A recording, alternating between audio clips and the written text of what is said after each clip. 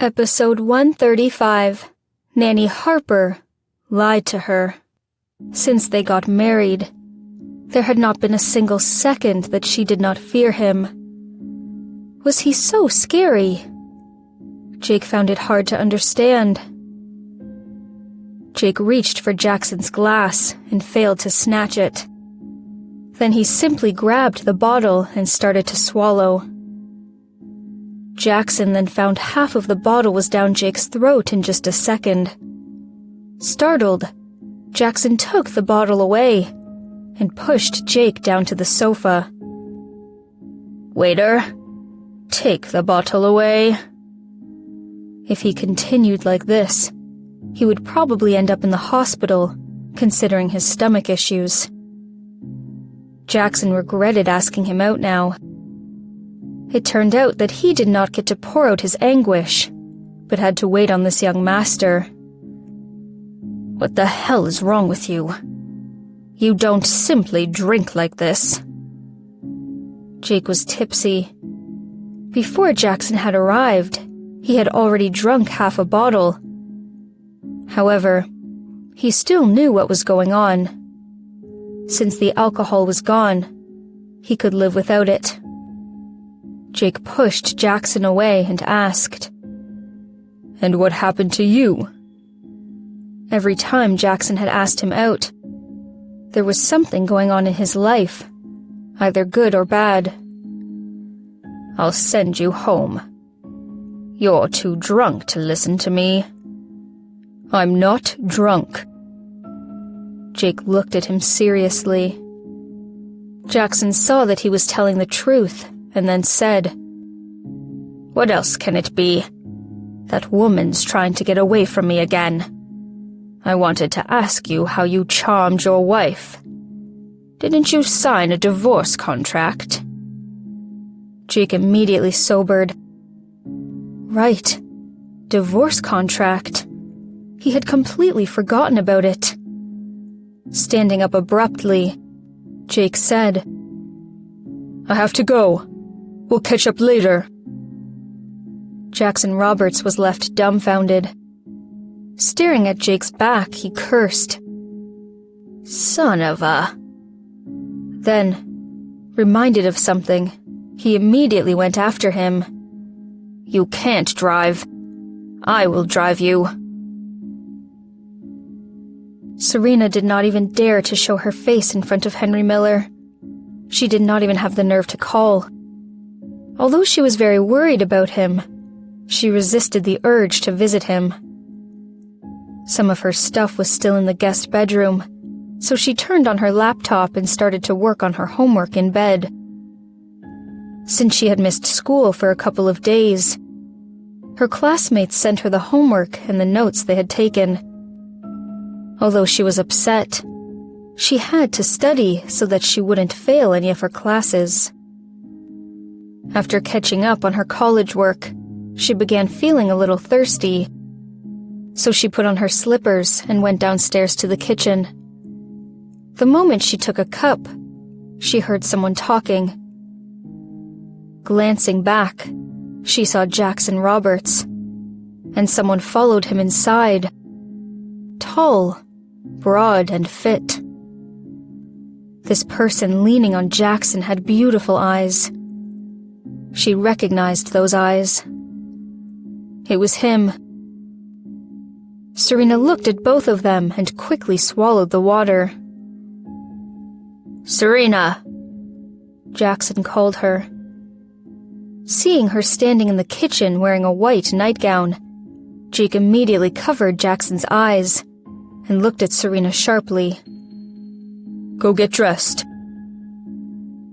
Serena blinked and looked down at her outfit. A long-sleeved nightgown, completely ordinary. What was wrong with it? Seeing that she was puzzled, Jake glanced at the purple marks on her neck and reminded her, "Your neck." Serena was dazed for a second, and then she quickly blushed, going upstairs hurriedly. Feeling awkward, Jackson said, "Well, you're home. I'll go back now. Then he quickly left and closed the door behind him. Jake followed Serena upstairs and went inside the master bedroom. However, it was empty. Jake's eyes darkened and he turned around, moving to open the door of the guest bedroom. It was locked. With her back against the door, Serena felt anxious, afraid that he would bust in and... "Are you there? Let's talk," Jake said as quietly as he could. However, the habitual coldness was still there.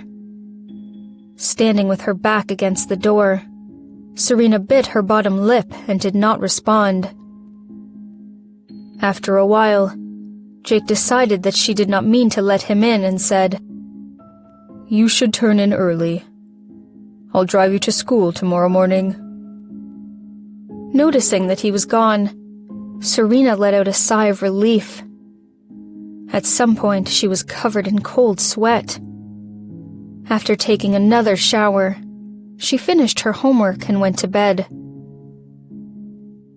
In the late night, the door of Serena's room opened. A tall and handsome figure crept in quietly.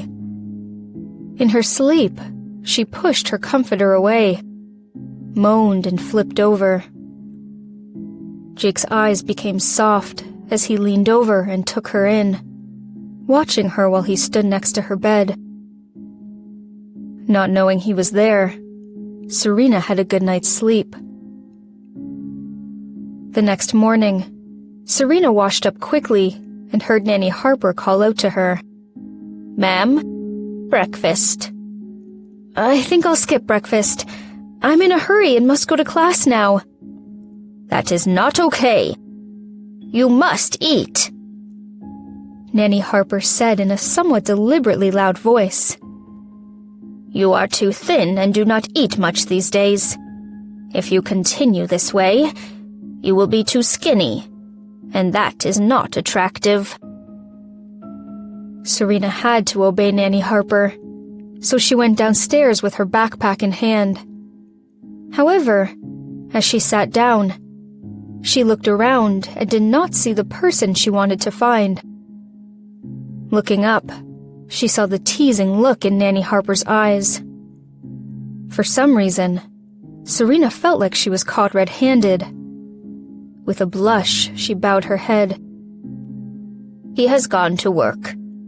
I heard the company has a new project in collaboration with another American firm. So he's going on a business trip in the afternoon. To Chicago." "He's going on a business trip?" Nanny Harper nodded, added more milk in Serena's glass and said, "Yes, he will be gone for several days." "How many days?" Serena couldn't help asking. Nanny Harper smiled a bit wider and asked jokingly, "You don't know? He came home last night, didn't he?" Seeing the ambiguous look on Nanny Harper's face, Serena felt at a loss. Taking a bite of her sandwich, she said, "He did not tell me." 5 days. The familiar deep voice made Serena freeze. She looked at Nanny Harper. Hadn't Nanny Harper just mentioned that Jake had left for work? Does that mean she lied to her? Seeing her look, Nanny Harper immediately turned away. "I must go to the laundry." Jake walked over to her, checked his watch and said, "It's 7:30. I will drive you to school."